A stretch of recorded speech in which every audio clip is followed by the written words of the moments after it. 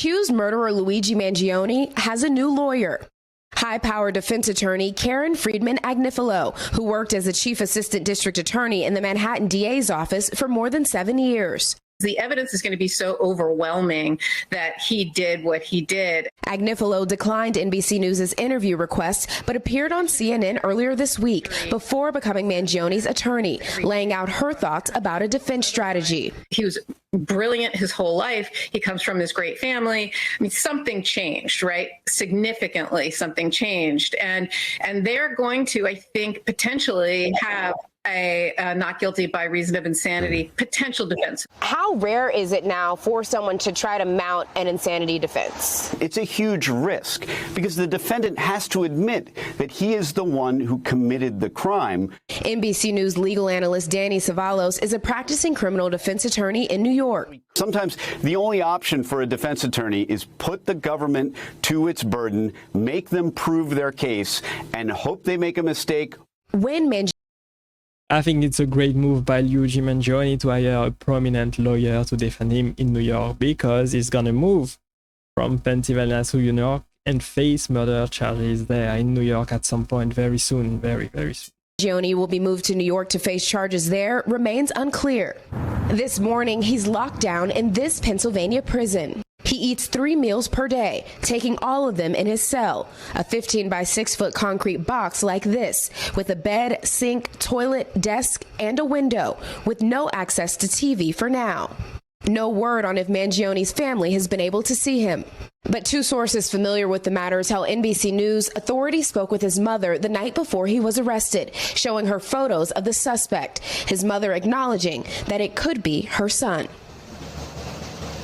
And online support for Mangione continues to grow. Already, a fundraising campaign has raised more than $100,000 to aid in his defense.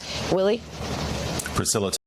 People are very, very supportive of Luigi Mangione because he represents what people doesn't like about the healthcare system. They are fighting for justice. People want a better healthcare in this country, and they have to have the right to free healthcare, in my opinion. Everybody should, especially in such a rich country like the United States. They conveniently never mentioned that the CEO was engaging in insider trading while already collecting millions in salary and stock option, while denying 30% of claims, no doubt leading to deaths of thousands. He should have been safe in jail. I agree. Thompson. Violence is not the solution, but we definitely need a better healthcare system. Thank you for explaining that he eats 3 times a day. That was a funny video, so let's look at the next one. Accused killer Luigi Mangione remains in a Pennsylvania prison cell, but New York officials say they are eager to extradite him. A source tells NBC News as soon as this week, a grand jury in New York could indict the man suspected of murdering UnitedHealthcare CEO Brian Thompson. A potential indictment could bolster the Manhattan DA's extradition case. The 26-year-old just hired a new legal team led by high-profile New York attorney Karen Friedman Agnifilo. She spoke about the case and Mangione's possible defense on CNN last week before being hired as his lawyer. There might be a not guilty by reason of insanity defense that they're going to be thinking about, because the evidence is going to be so overwhelming that he did what he did. While authorities are revealing more about what led up to his arrest. After the suspect was first reported missing by his mother last month, law enforcement officials say a San Francisco police officer recognized similarities in the images of Mangione in New York and the individual in the missing persons report, and contacted the FBI. People are probably rooting for Luigi Mangione to win his case and to be liberated, but it would be sad to see if he faced justice and played innocent. We will see if he can win at all. 2 law enforcement sources familiar with the matter telling NBC News that authorities reached out to Mangione's mother 2 days later, who told them the man in the images could be her son. Just 1 day later, Mangione was taken into custody at a McDonald's in Pennsylvania. According to the Pennsylvania Department of Corrections, Mangione, who is not being held in solitary confinement, has eaten every meal in his 15 by 6 foot concrete cell. He does not have a TV and is not yet interacting with other inmates.